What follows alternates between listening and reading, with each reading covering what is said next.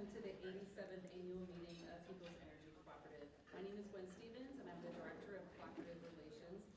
Thank you so much for taking the time to join us tonight here, as well as in our other locations in Kasson and Plainview. This is a first for us, but it seems that it's a good way to help more people participate in the meeting. Before we begin, there are a few housekeeping items to cover. First, as a courtesy to everyone, if you could please make sure that you either silence or turn off your cell phone. If you need assistance with anything, find one of our employees who have the cooperative shirts on, and they will be happy to help you. And that goes for the other locations as well. As in prior years, each registered member will receive a $10 bill credit on their April power bill for attending tonight's meeting. If you haven't already done so, please make sure you have a staff member at the registration table scan that in before you leave. I hope you had an opportunity to stop by the information tables. If you haven't and you had a question for one of them, they will still be staffed for following the meeting for about 15 minutes as everyone makes their way out. If you have a question that you would like addressed at the meeting tonight, write it on the green cards that are at your seats. Prior to the introduction of candidates, the staff will walk around the room and collect those, and we will respond to as many as we can at the end of the meeting. And this again includes all of those participating in Plainview and Kasson. We value your feedback and suggestions because they help us improve, and it tells us what we're doing well. Please take a few minutes to fill out the white annual meeting survey card at the end of the meeting. You also can ask questions using the yellow card that's at the table. That question and comment card is really designed for those with specific questions to your service or anything that may require more research, and then a staff member will get back to you in the next week or so. You can either leave those yellow cards at your table or you can hand it to a staff member as you leave. Speaking of staff, will you please join me in thanking them for the great work they do on a daily basis, as well as all of the contributions in planning and prepping for this meeting, and for those who are helping this evening.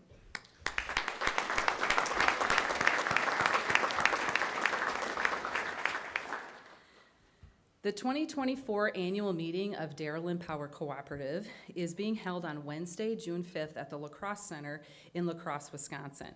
If you would like to join us as a delegate, you must be a member of Peoples and registered through us. To register and reserve a seat on the chartered bus that starts in Orinoco and makes a stop in St. Charles to pick members up more on that southern side, please do so at the registration table before you leave this evening, or you can email us at memberrelations@peoplesenergy.coop or call the number on the screen to express your interest, and please do that by April 19th. We will provide you with more details once you do that. Before we begin the meeting, I'd like to introduce you to the Cooperative's Board of Directors. The board consists of 7 members elected to represent the districts in which they live. Directors, please stand when introduced and remain standing. Everyone, please hold your applause until all directors have been introduced. From District 1, John Craning. From District 2, Vice Chair Jody Twite. District 3, John Winter. District 4, Secretary and Treasurer Tracy Lauritsen. From District 5, Board Chair Jerry Wooner. District 6, Darylyn Director Art Frederick. And from District 7, Jeff Orth. Ladies and gentlemen, your Board of Directors.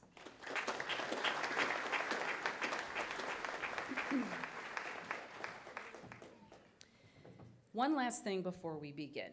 We'd like to take a moment to focus on safety. All of our board meetings, our manager meetings, and our staff meetings at the cooperative start with a safety share or some sort of focus on a safety topic. And we thought, why don't we do one at the annual meeting? So the safety message is simple, yet very, very important. Please be alert and respectful of people working alongside a roadway by always being focused on driving, slowing down, and moving over when possible. Not only is this safe and a wise best practice, it's also the law in the state of Minnesota and a lot of other states. The job of a line worker is dangerous enough from working with high voltage electricity. Please don't add to that danger by driving through a work zone without being fully alert, slowing down, or moving over. Secretary and Treasurer Tracy Lauritsen will now lead us in an invocation and the Pledge of Allegiance. Please stand if you are able.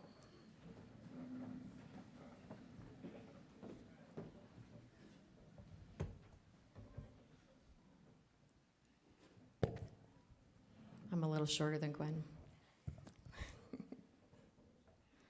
As we gather here today, may we find inspiration in our collective endeavors, drawing strength from our diverse perspectives. We give thanks for our dedicated board of directors and recognize our staff who work tirelessly to provide safe, reliable, and affordable electricity, and look out for one another to ensure everyone returns home safely each day. As we deliberate on matters that impact our community, let us honor the pursuit of knowledge, collaboration, and positive impact, and may our decisions be rooted in what's best for the greater good. May our actions echo beyond this room, shaping a future that reflects our shared values and aspirations, and may the fruits of our labor benefit all those we serve. Amen. Please join me in reciting the Pledge of Allegiance. I pledge allegiance to the flag of the United States of America, and to the republic for which it stands, one nation, under God, indivisible, with liberty and justice for all. Please be seated.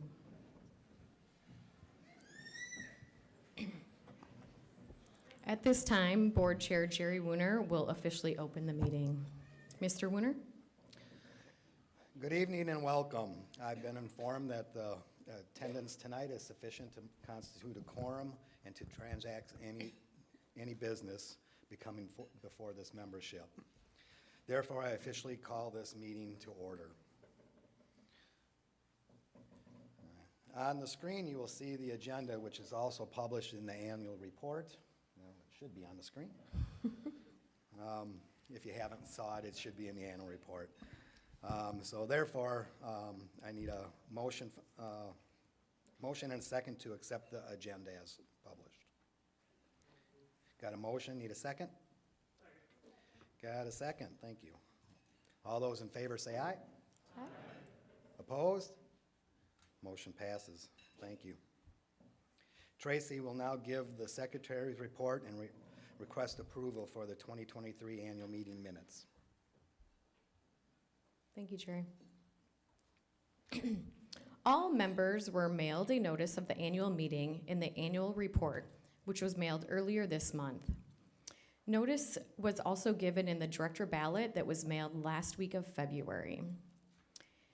In the minutes of last year's annual meeting were published on page 9 of the annual report. We recognize that there was a typo in the graphic header on the page in the printed report that says March 23rd, 2024. But the minutes themselves reflect March 23rd, 2023. Unless there are objections or corrections, I ask the chair to consider a motion to approve these minutes as published and to dispense from reading them. Mr. Chair? Unless there are objections, I will now entertain a motion to approve the minutes as published and dispense with reading of them. Got a motion over there. Need a second? Second. We got another second over here. Thank you. All those in favor say aye. Aye. Opposed? Motion passes. Tracy will now present the financial report. As treasurer of People's Energy Cooperative, it is my responsibility to report to you, the members, on the financial condition of the cooperative. The cooperative's financial statements are on pages 12 and 13 of the annual report. There are copies of the report on each table if you'd like to follow along as I share the results from 2023. I am pleased to report that we received a clean audit report with no adjustments from the accounting firm of Brady, Martz, and Associates. I'd like to thank the Cooperative staff for their diligence in accurately reporting, recording, and reconciling the data that ensures a clean audit. We'll start with our statement of operations, which reports our revenue, our expenses, and margins for the year located on page 12. Operating revenue was $53.8 million compared to $54.7 million in 2022. This is revenue that is primarily generated through rates charged from the 24,000 services that supply electricity to our members. As a side note, a small portion of revenue also includes other system-related revenue received from sources like compensation from RPU for service territory annexed by the City of Rochester, pole attachment fees for telecom companies that utilize our poles to deliver their services, as well as revenue deferred from previous years used to mitigate the rate increases to our members. From 2014 to 2023, the all-in rates have increased to 14.5 cents from 13.6 cents per kilowatt hour. All in means this includes the basic service charge, energy rates, and demand charges. In the span of 10 years, that results in a 6.1% increase, or 0.6% annually. During that same 10 years, inflation grew by 24.8%.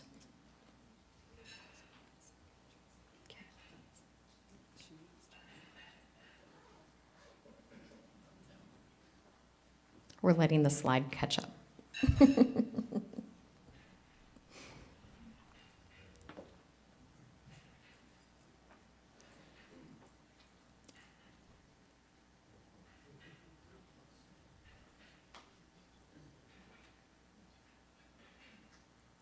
There we go.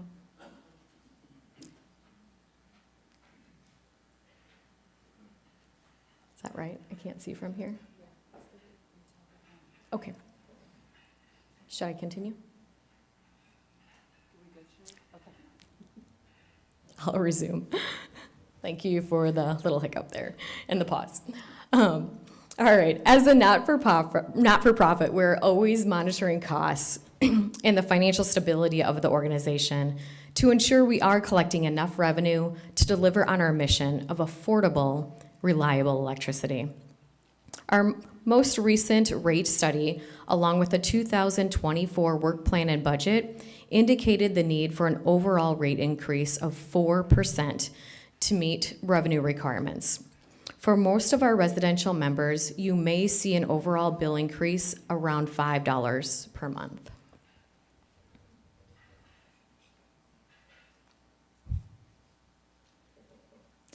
Expenses totaled $52.4 million in 2023. This includes all operating expenses and the interest on long-term debt. Here we got it. The chart on the screen shows the cost of power is our greatest expense and represents about 58% of our total expenses. One way you can help control power costs is by participating in our Power Down program and reducing your energy use during peak energy alerts. You can also help control our operating expenses by enrolling in paperless billing and utilizing an electronic payment option, such as paying a bill through autopay from a checking or a savings account.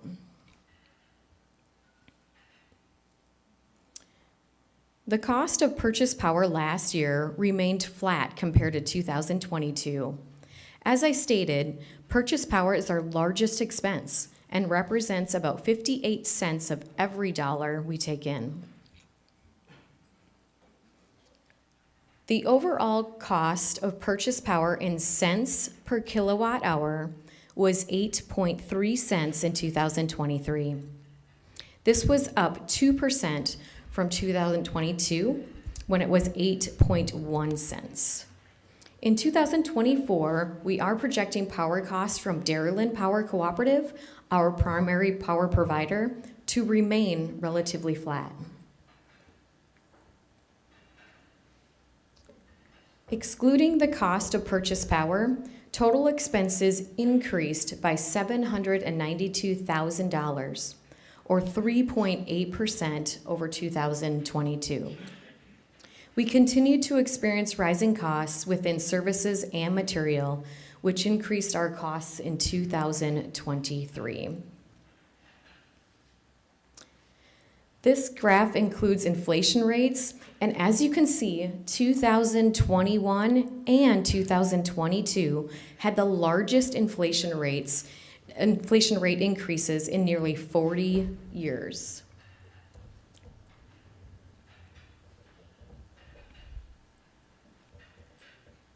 Interest on long-term debt increased $75,000 in 2023. This increase was due to the money we borrowed to fund our construction work plan. As a not-for-profit organization, our goal is to not make a profit, yet we still need margins to ensure financial stability. It is necessary that we generate margins annually to produce the cash flow that is needed to fund our construction work plan and our debt service requirements. We also have loan covenants that require us to generate enough margin to cover our interest obligations for the current year. As shown on this slide, after all expenses were accounted for, our operating margins were $1.4 million in 2023. We had an additional revenue of $1.5 million in capital credits returned to the cooperative, thanks in large part to our memberships in other cooperatives like Dairyland Power Cooperative and Southern Minnesota Energy Cooperative, our power providers. We also gained $382,000 in non-operating margins. I'm happy to report our cooperative had a solid financial year with total margins of $3.3 million. Keep in mind, margins are allocated to members and paid out in future years based on the rotation of capital credits the Board of Directors approves annually. Turning to the balance sheet on page 13, if you're still following along, you will see the cooperative's total assets were $183 million at the end of the year, compared to $177 million in 2022. This is an increase of 3.4% and is due primarily to investments in our utility plant. Assets are what we own and include things like the electric infrastructure that is currently in service, construction work that is in process, our building and land, as well as cash, accounts receivable, inventory, vehicles, and other assets. The average life of our assets is 30 years. This means about 3% of our system is replaced annually to maintain the reliability that you have come to expect.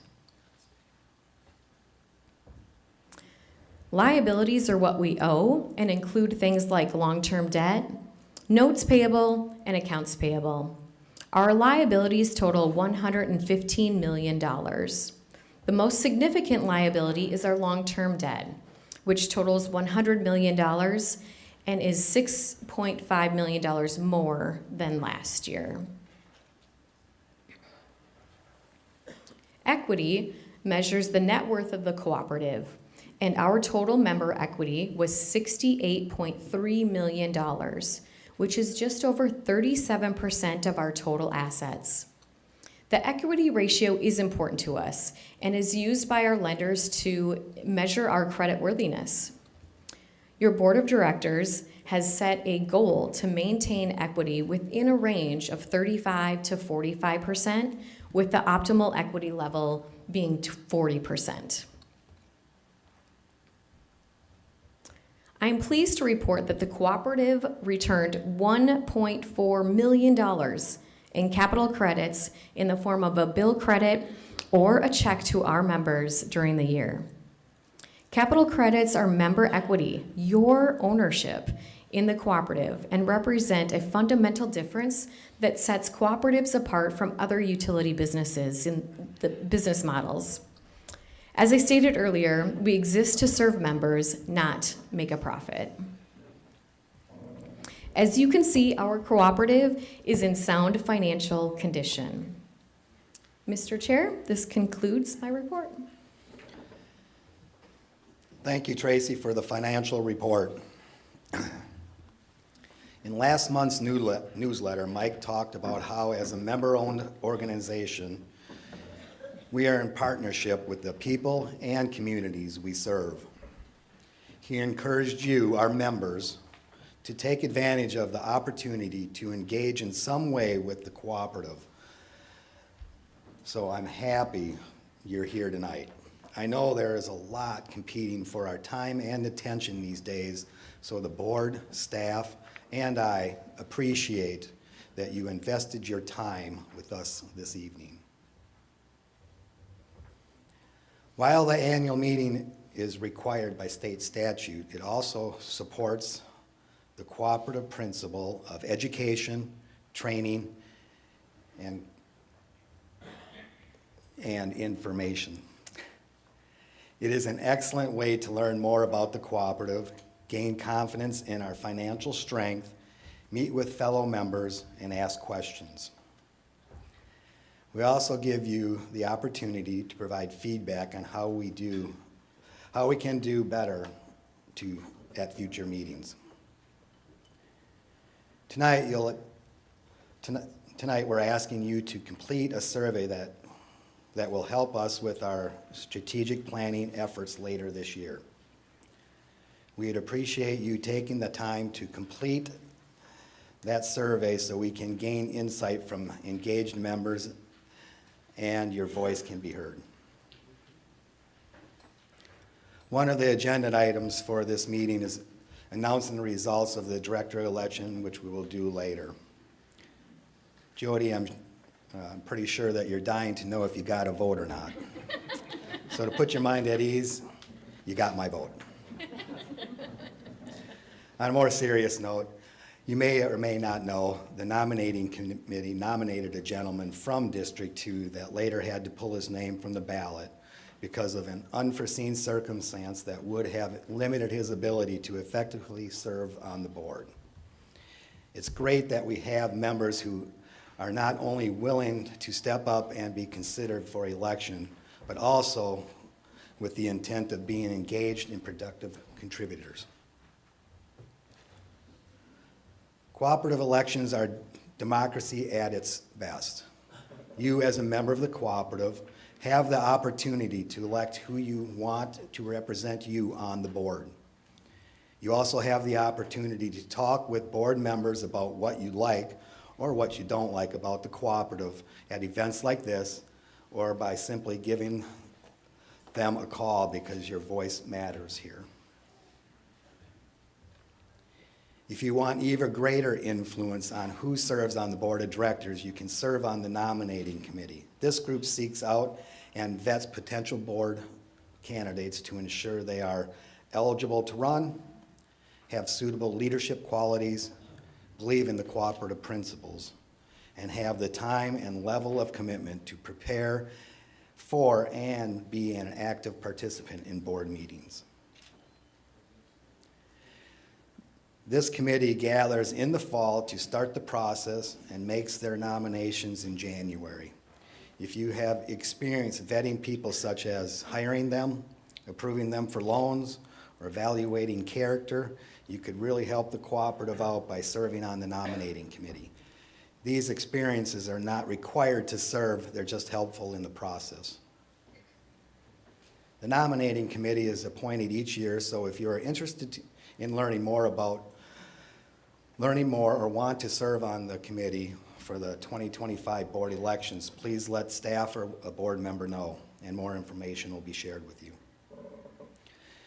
Please join me in thanking this year's committee, which includes Committee Chair Dennis Egger from District 2, Secretary Mike Hintz from District 3, Ben Hain, Glenda Hank, and Michael Melford from District 1, and Robert Coleman from District 2. Thank you.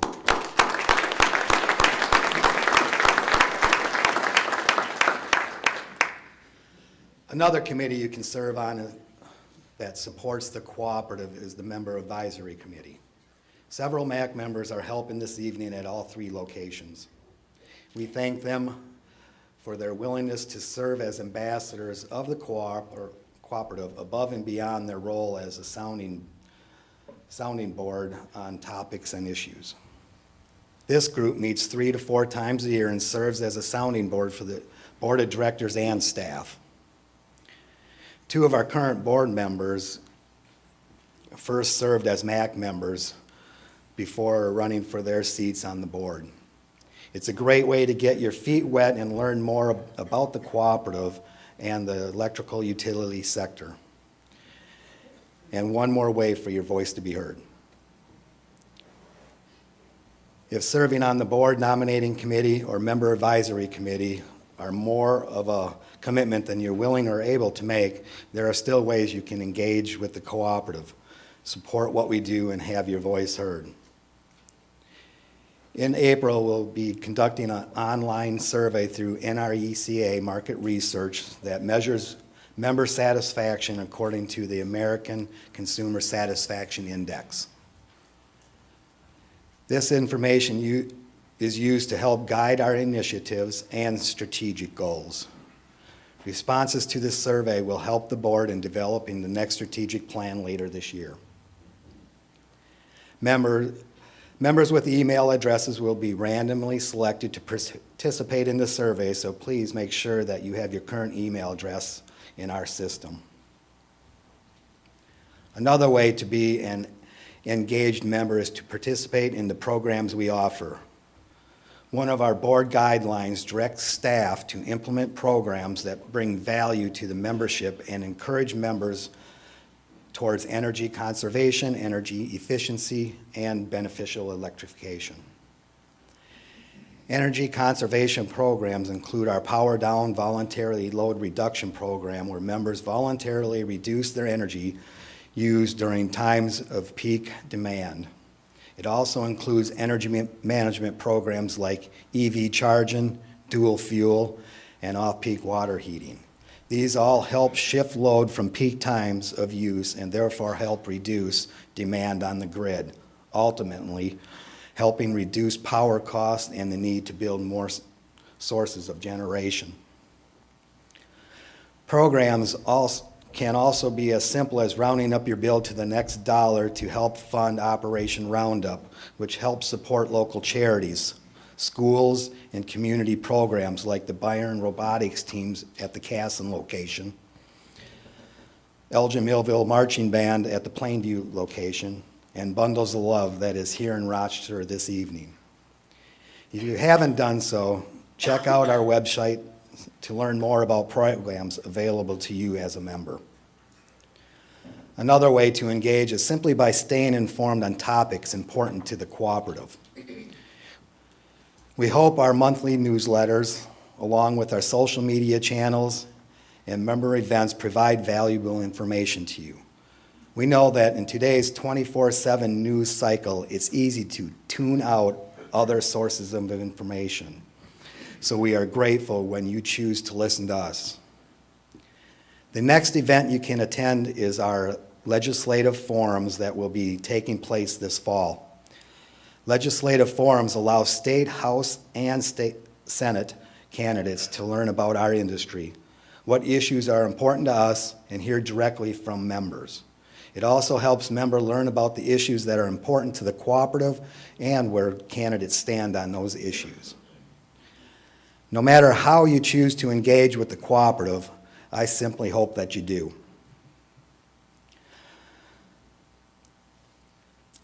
Engaged members help retain local control of your cooperative and make it better. So I'm going to borrow President Kennedy's famous appeal and ask you to ask not what your cooperative can do for you, but what you can do for your cooperative. Thank you. As Mike comes to the podium, please remember, if you have a question, fill out your green card at the table and give it to a staff member, and Mike and I will respond to them after the meeting is adjourned. Thank you.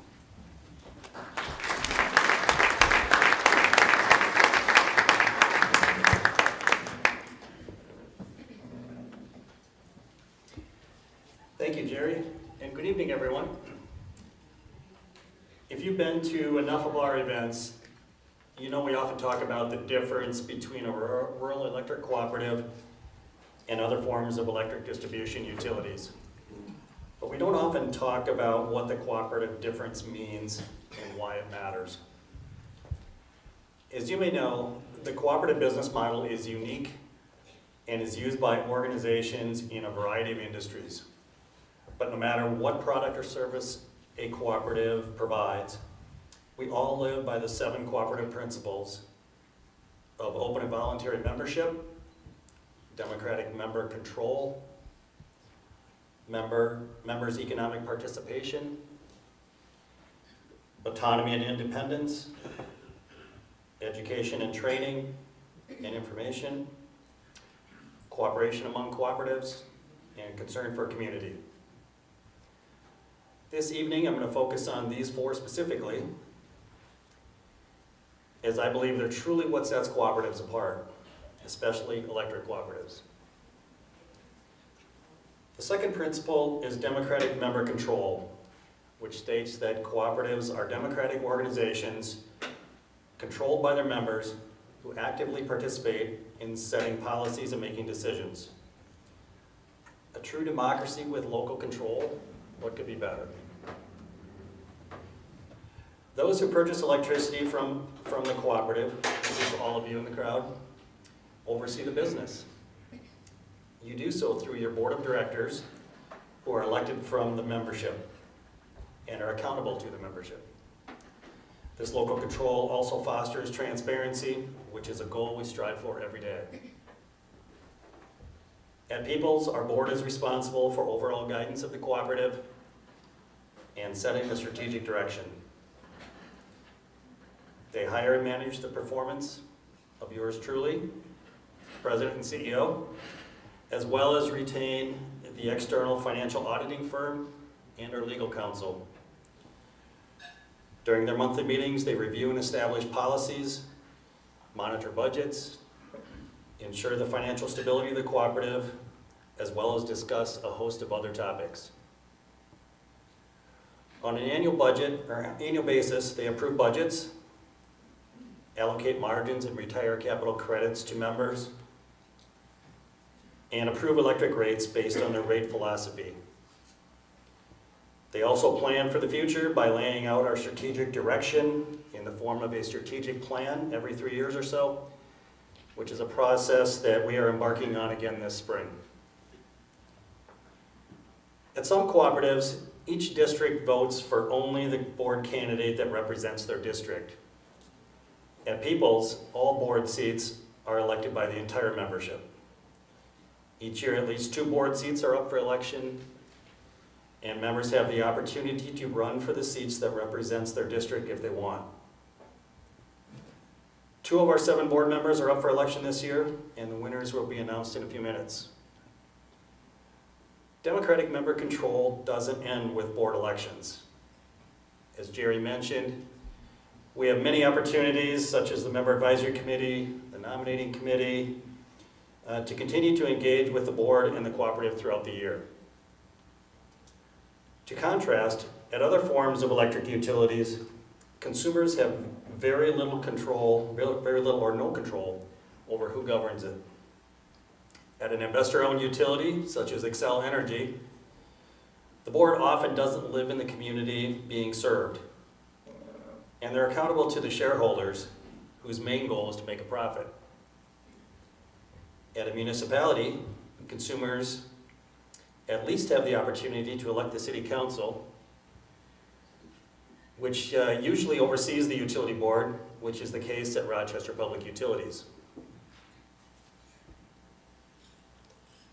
The 6th principle, cooperation among cooperatives, states that by working together through local, national, regional, and international structures, Cooperatives improve services, bolster local economies, and deal more effectively with social and community needs. Just like you're a member of this cooperative, People's Energy is a member owner of a cooperative such as our power provider, Dairyland Power, our lenders, our lending partners, CoBank and CFC, and our after-hours call center, CRC. Cooperatives coming together to form these entities is a formal type of cooperation among cooperatives and demonstrates the power of a cooperative spirit. But cooperation among cooperatives doesn't always need to be this formal. Electric distribution cooperatives regularly share resources, ideas, and best practices. This is because we don't compete with each other, since our territories are defined by the state of Minnesota and we are legal monopolies. So when you hear the word monopoly, most people have a negative connotation. But utilities are actually referred to as natural monopolies by economists, meaning they naturally arise due to unique circumstances where high startup costs and significant economies of scale lead to only one organization being able to efficiently provide the service in a certain territory. This holds true for natural gas and water providers as well. If you think deregulating utilities is a good idea, I recommend you study Texas or a few foreign countries. The more utilities that serve an area means there's fewer consumers to pay the fixed costs, and it generally ends with higher rates for the consumers. But back to the point. There are 44 electric distribution cooperatives like us in the state and about 900 across the country. Since we don't compete, we regularly share ideas and best practices, which makes us all better. We work very well with our neighboring cooperatives and have collaborated in many areas over the years. We've shared contractors. We partnered to build the Minnesota 3 solar array. And one of the most notable accomplishments was when we worked with 12 other cooperatives in southern Minnesota to form Southern Minnesota Energy Cooperative to acquire the Alliant Energy's service territory, which is an investor-owned utility, back in 2015. This was a huge milestone and a major benefit to our members because it enabled us to spread our fixed cost over more members. Our 2012 rate study showed that without the acquisition of Alliant service territory, the residential basic service charge required to cover the fixed cost was around $75, and that was almost 10 years ago. That amount would be approximately $100 today if it kept pace with inflation. That's almost double the residential basic service charges that are set to go into effect on May 1st. Even our members who were former Alliant customers are reaping the benefit when you consider that Alliant customers in Iowa have experienced rate increases and will continue to do so. Alliant proposed a 7.7% rate increase for October of this year, and another 5.7% increase in October of 2025. If the Iowa Public Utilities Commission approves the 2024 increase for Alliant, you can see on these tables that the average rural residential customer will pay about $8 more a month, and the average urban residential customer will pay over $28 more per month than what you will pay after our May 1st rate increase. Needless to say, acquiring Alliant in Minnesota was a good investment for us and shows the power in cooperation among cooperatives.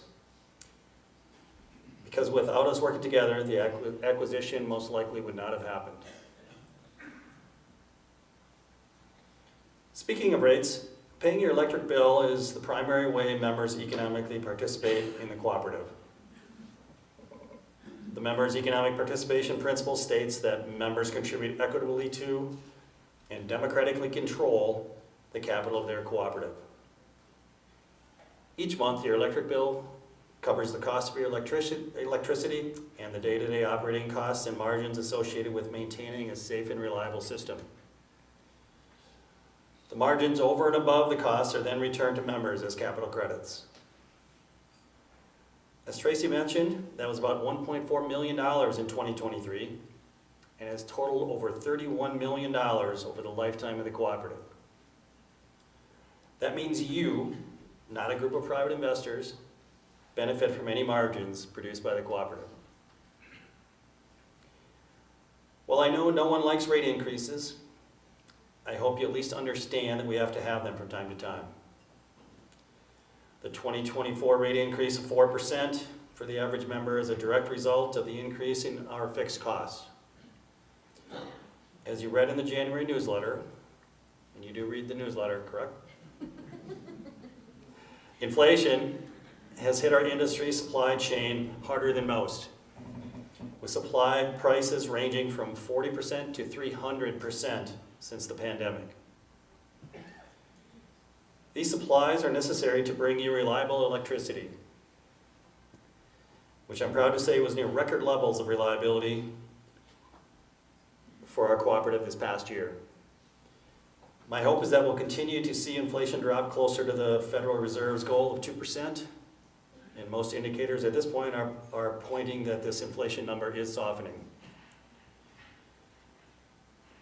While any company can say they have a concern for its community and do its part to help out, like many of the businesses in our service territory, cooperatives work for the sustainable development of their communities through policies supported by the membership.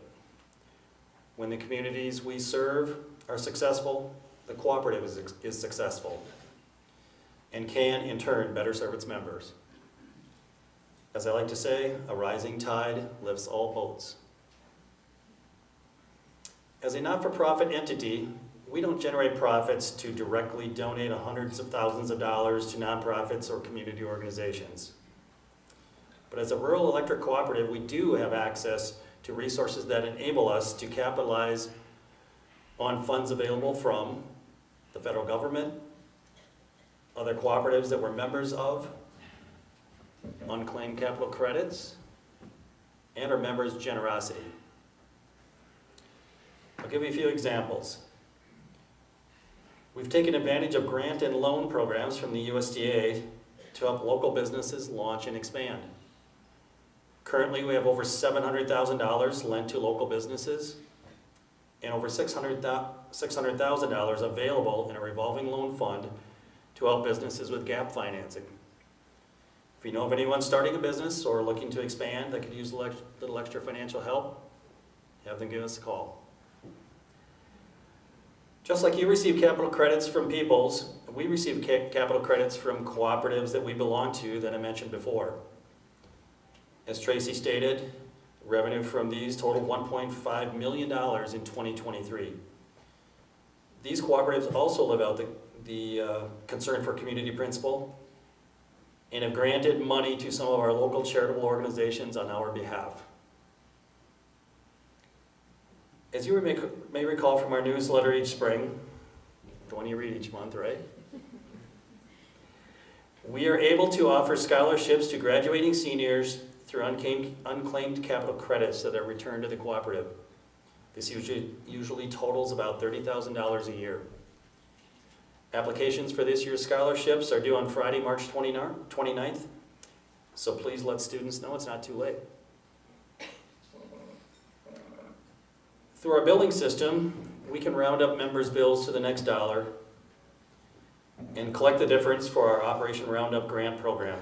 We were just talking about that in the back with a couple that was recipients of some funds last year. If you currently aren't contributing to Operation Roundup or aren't sure if you are, can I appeal to you to call our office and ensure you're signed up. These funds go to nonprofit organizations that serve the communities where you live and work. The Operation Roundup Board of Directors, which is a separate board from our board, typically gets more donation requests than they have money to give. So I'd appreciate your participation in the program. I'd like to thank this group for their time and dedication in reviewing those applications each quarter and making the tough decisions on where the money should go. Hopefully you stop by their table out in the entryway to learn more about the program and the organizations that are here with us this evening. They would love to share how important the Operation Roundup grant money was to them and how they're using it. As you can see, cooperatives are unique and there is a difference. So we hope you find pride in that fact. Our sole purpose is to serve you, the members. And as Jerry said, I hope you'll consider how you can engage with us to ensure we are the best cooperative we can be. Engaged and well-informed members make for a healthy cooperative that serves its members and the local communities in a myriad of ways. As I stated, a rising tide lifts all boats. Thank you.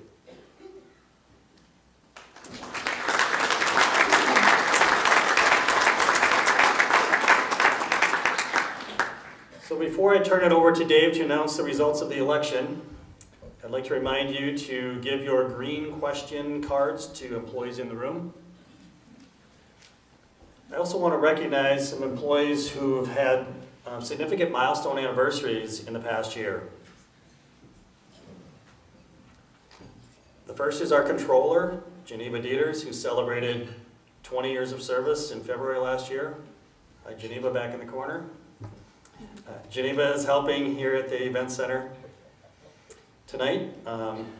So is the second one. Second is our HR manager, Tara Stockman, who also celebrated 20 years of service in March of last year. She's the one taking photos tonight. Gene Schmidt has been working at the cooperative for 25 years and keeps our building and grounds running smoothly as a general maintenance laborer. Lead area line worker, Mark Hallam, reached 40 years of service this January. Mark is currently the longest tenured employee we have at the cooperative.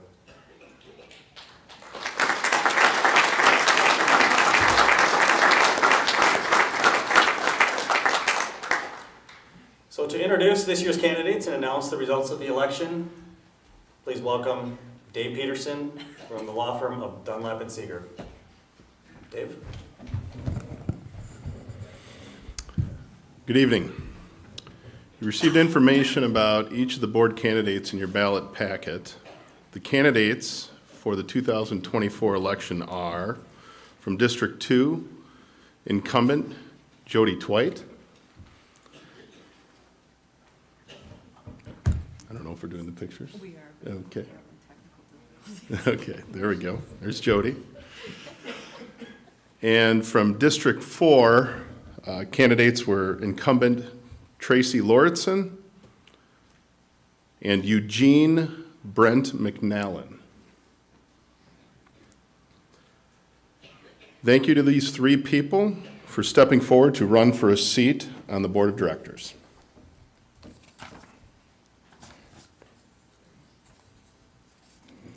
On this year's ballot, you were asked to vote for 2 board candidates, and the directors elected today will serve for 3 years.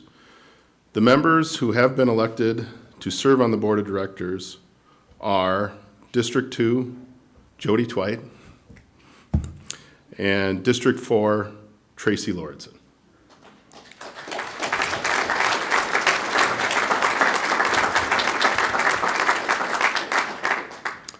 Thank you for taking the time to participate in this year's election process. At this time, I would ask for Jody and Tracy to join me up front to pledge an oath of office.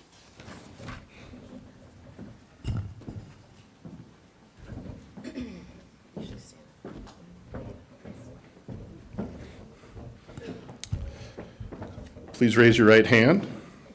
Having been duly elected as a director of People's Energy Cooperative, do you solemnly swear to perform the duties as directors of the cooperative to the best of your ability and in conformity to the Constitution, laws, and regulations of the United States of America and the state of Minnesota, as well as the Articles of Incorporation, bylaws, and policies of this cooperative? If so, please answer by saying, "I will." Thank you. You may be seated. Congratulations. Mr. Runer? Thank you, Dave. Congratulations to you two ladies, and thank you for being willing to be a candidate and for participating in this year's election, and thanks to everyone who voted. As a reminder, following the adjournment of this meeting, we'll reply to questions that have been submitted. Is there any unfinished business? Hearing none, is there any new business? All right, there no being no unfinished or new business, I would entertain a motion and a second to adjourn. I need a second too? All right, we got a motion and a second. All those in favor say aye. Aye. Opposed? Hearing none, we're adjourned. And we'll answer questions here.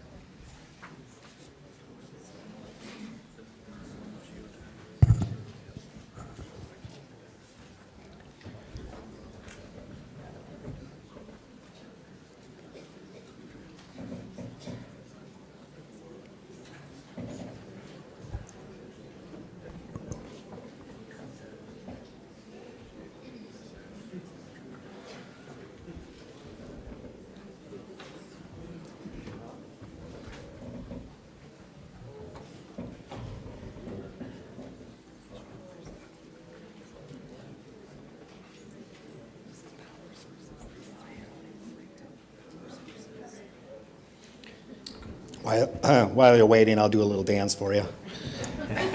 Just kidding, just kidding. You don't want that.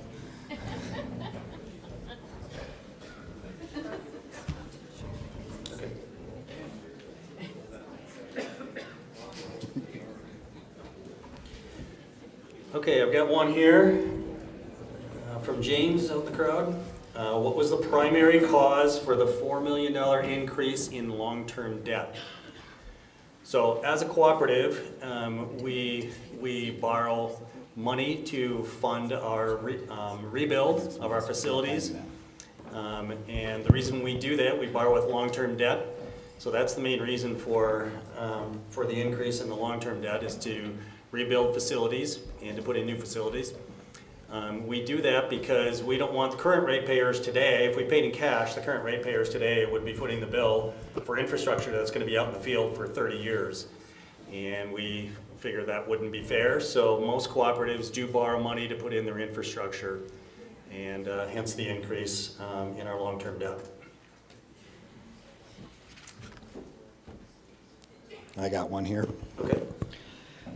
Question is, does PEC make use of locally produced cross arms made by Geotech in Sturtville?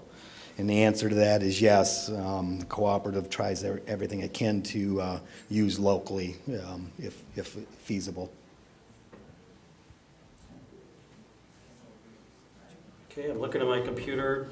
We've got, we're getting question cards sent to us from the other locations, so that's why I'm looking at my computer here.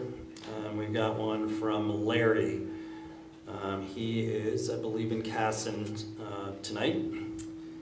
It says, how much money has been spent on EV chargers in the last 3 years? And I'm assuming he is referring to ones that the cooperative has put out in the field. We've put out one in Plainview, one in Chatfield, and one in Eota. Those were funded by a source from Dairyland Power Cooperative. Oh, we put one other one, a fast charger down in Stewartville. That was also funded by Dairyland Power Cooperative.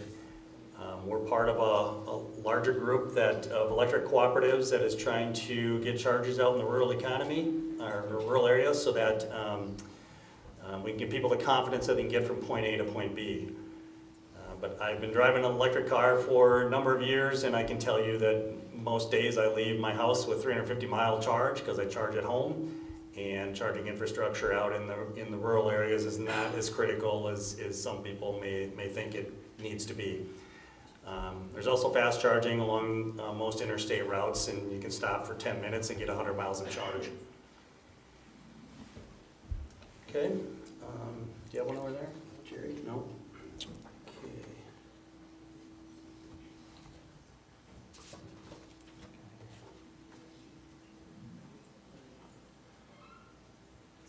Okay. So there's some difference of opinion on whether the grid will support the increasing demand for EV charging. What's your position on this? I was just talking about that with somebody else in the crowd before while we were eating dinner. Currently, at night, we have excess energy. And that's when, as I mentioned, that's when I charge my car at night, is at night. And so electricity is cheaper at night. So it fills in the valleys at night, and it doesn't hit our peak typically. So, the demand, the demand component, another thing to consider with the demand for EVs is the infrastructure that might be needed. So currently, we can do it with current infrastructure. If you folks in a development, let's just say, have, are served by, if one home is served by 5 transformers, or excuse me, 5 homes are served by 1 transformer, and 3 of them have electric cars, and they need to put in a bigger transformer. But that's not the norm. Normally they're spaced out, so I think the need to add infrastructure or even generation facilities on a larger scale or transmission is that it's gonna phase in over time. So we're not too concerned that it's gonna overwhelm the cooperative. Also, we've seen the adoption of EVs a little slower than some people originally thought, so that's also helped us adapt to the changing infrastructure needs. Okay. I got another one. There's 2 of them here. They're basically the same question. Do you have a breakdown of the sources of power generation at Dairyland Power Cooperative? The other one just asked about what they are, solar, between nuclear, coal, natural gas, wind, and solar. As of 2019, it appears that, that's the latest data I have, coal is at 70%, natural gas is at 6%, wind and solar at 20%, other renewables are at 4%. That's 2019. I'm pretty sure it's might be a little bit lower today. And that's compared to back in 1999, 98% was coal and 2% was renewables. They're projected out to 2029. You're looking at 38% or 24% coal, 38% natural gas, 6% wind and solar, 1% of other renewables, and 1% of other energy. I'm not sure what that is, though. Okay, I've got one here from Plainview, Mike H. from Plainview. He says, why are we seeing energy alert days this winter when we're not experiencing extreme weather? That's a great question from Mike, and we've been questioned a lot this winter from members about that. We are part of MISO, the Mid-Continent Independent Supplier, which is a regional organization that goes basically, it's a central U.S., north to south. And when there could be extreme weather somewhere else in the central U.S. and not up here, and therefore we have to curtail the energy in order to balance the grid, if you will. And that is the reason why you may see it, as a very nice day here, and we're controlling your load. That is, it's different than it used to be, and being part of MISO does have a lot of advantages, but that could potentially be one of the drawbacks of being part of MISO. And actually, it's not a drawback. It just it'll keep your costs down, but it's inconvenient for you when you may think that it's a nice day here and and you wonder why we're being controlled. Kevin? You have any more? No, I got no more unless you got some for me, Gwen. Okay, we'll take one more here. Let's see. Annual payout for solar members. Is solar beneficial to the cooperative? Solar is beneficial for the cooperative. We encourage, we don't discourage people from putting in solar as long as they're right-sized. But there is a law in Minnesota where any excess that you don't use at your home, we have to buy back, the cooperative has to buy back at retail rates. So that's the same price that we sell energy to you. We have to buy it, that excess. So in that case, it is not beneficial to the cooperative. So if members right size, which means they would size their solar array to their exact load at their house, we would be fine with that.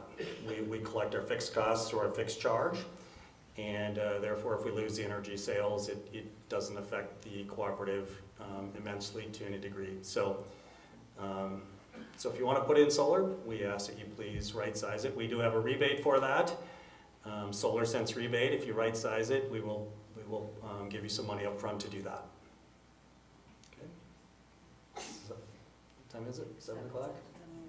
Okay. All right, I want to respect your time tonight. Thank you much for coming.